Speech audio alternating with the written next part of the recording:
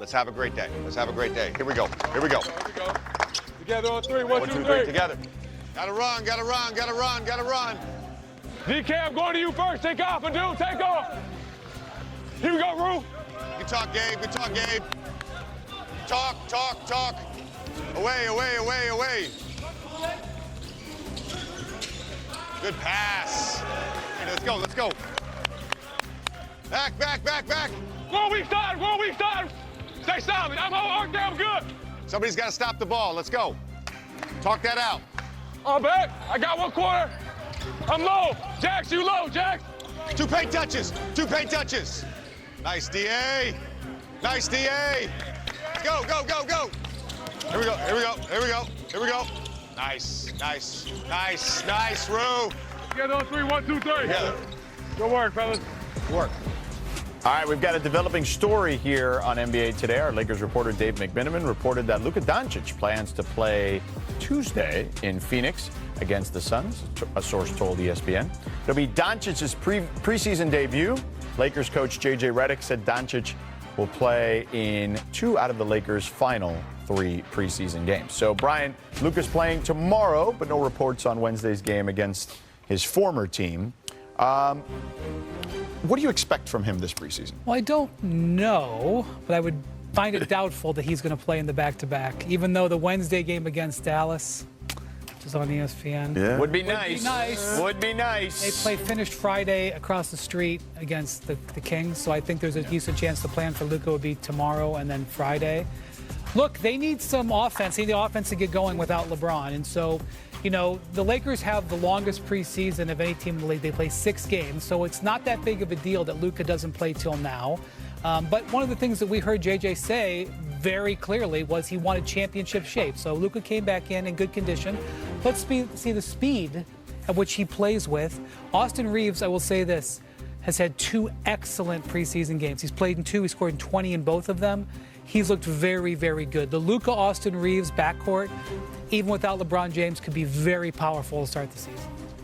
I'm very intrigued and interested to see how Deandre Ayton does this season.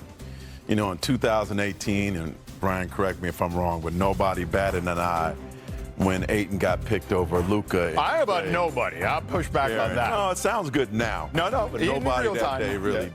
Maybe a few. It wasn't a controversial pick. No. And so, you know, people are fascinated about who the next great center is, and he's shown flashes, but over the last 2 seasons, maybe in the last 3 seasons, he's digressed. Not scored, people questioned his effort, and wondered if he could ever be the guy that you expected him to be. Now, the spotlight that he's in is the same spotlight he was in when the Suns were in the finals. There's going to be somebody watching him every day. Putting on a Laker uniform is different. He's playing with LeBron. He's playing with Luka. I think that there's going to be tremendous pressure on Ayton to live up to what he could potentially do. And if he could, Ayton to live up what he could potentially do. And if he is that player, if he could rebound, if he could average 20, if he could do well in pick and rolls, he is the X factor that could potentially help the Lakers have a lot of ifs, I would imagine. I would agree. Now, but here's possible. Maybe. It is possible. We'll see. I believe in him. I'm glad somebody does. And JJ, I'm sure will, as we get into the season. Bobby, one thing that stuck out to me from that video we saw there was JJ telling the guys to communicate. Talk, talk, talk. You heard him say that. And that's on defense. We've had a lot of talk about offense here on this panel. What about the defense? Well, their defense is going to keep them above water until LeBron gets back. That's the big thing that I'm going to pay attention to. We saw glimpses after the Luka trade of this team being a really good defensive team, certainly middle of the pack overall there. I'm concerned, where are they going to get the offense from? And that's why I say defense, defense, defense for this Lakers team to be above 500 when LeBron gets back, sometime in the next 3 to 4 weeks. So, without, let's say LeBron, he's not going to play to start the season. We don't know how long he'll be out. This West is hard. It's not forgiving, Brian. So you cannot afford to come out slow out of the gates if you're anybody, let alone the Lakers. The difference between the Lakers being the 3 seed and being in the play-in last year was 2 games. So keep that in mind when you have a bad 5 or 8 game stretch. The one thing I'll say about the Lakers, They're a lot healthier now than they were a year ago. I know that LeBron is not going to start the season healthy. Jared Vanderbilt is back and much bigger impact defensively. That he can bring. Looked good in the preseason against the Warriors the other night. And Gabe Vincent, who was out a bunch early last season. Gabe Vincent's had a couple of really good games. And look, let's see Luka with this more slimmed down figure. Let's see how he defends. I have low expectations there. I think you ask him to dominate on the offensive end. You ask him to be passable on defense. But, you know, in theory, he should be more agile defensively. Yeah, look, I think there's no question that that's something. And here's the other thing I think. If this is going to be Luka's team here moving forward, right? And it is kind of now, right?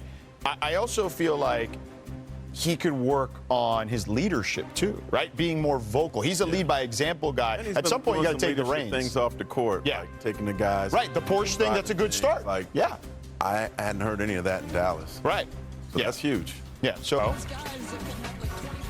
Giannis and Miles Turner out there. Here's Gary Trent with the drive. Giannis there for the putback. Bucks up 4. I want to box him out. You think? Here's Giannis again on the drive. Wow. Gets the and 1. Milwaukee up 6. He really is focused on getting to the basket now. He doesn't really settle it ever.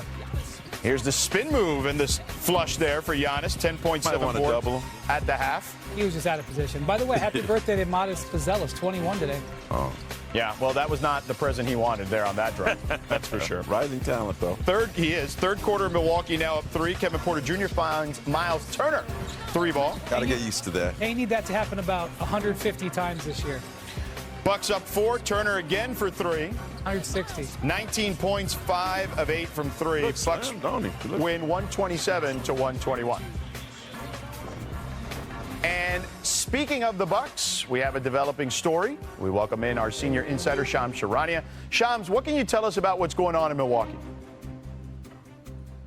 George, the youngest Antetokounmpo brother, Alex, is signing a 2-way NBA contract with the Bucks. And so remember, in late August, Thanasis signed a guaranteed 1-year minimum deal with the Bucks. Now, 1.5 months later here, Alex Antetokounmpo joins Giannis and Thanasis on the Milwaukee Bucks. And this is a deal I'm told has been in the works for weeks now. Alex has been a part of the Bucks system going back years. He's also been a part of the Raptors G League system. It is unusual, but this is unprecedented. It now gives 3 brothers on one team at the same time. That's the first time that's ever happened in NBA history. All right, so I guess the question now is, what does that mean in terms of Giannis's future there?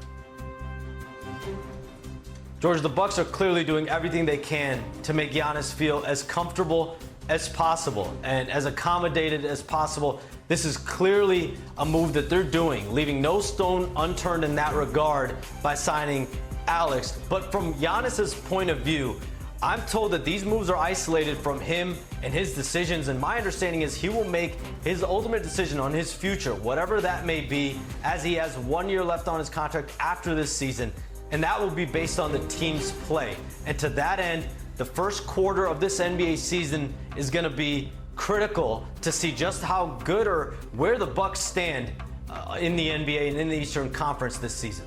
All right, Shams, great stuff as always, man. Thanks for stopping by. There he is, Shams Charania. Now let's bring in our panel here, the host of the Hoop Collective podcast, Brian Windhorst, Hall of Famer Mark Spears with us here. Wendy, we'll start with you. What's your immediate reaction?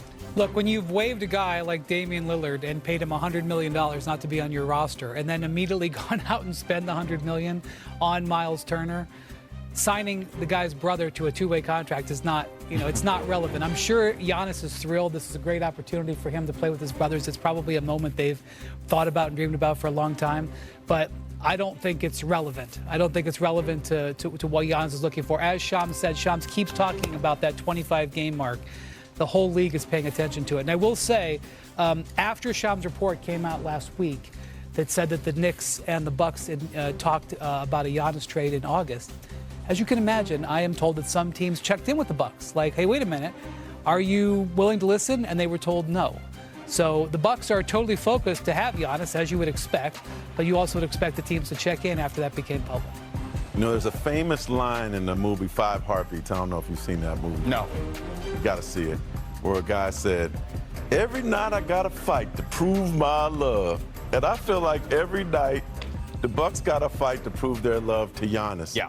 This is an extreme example.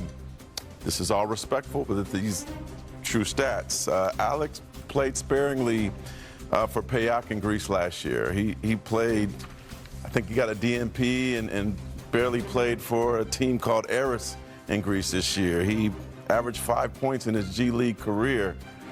So to have him leave his team in Greece, which he was barely even playing, this ain't the NBA. I don't even know what level that team is, and to come to the States and sign a two-way with the Bucks and cut Bouye in the process.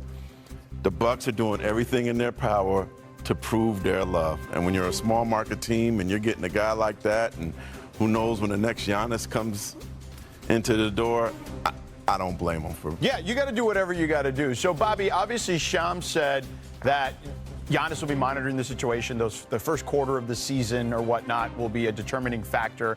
How do you see the Bucks faring during that span?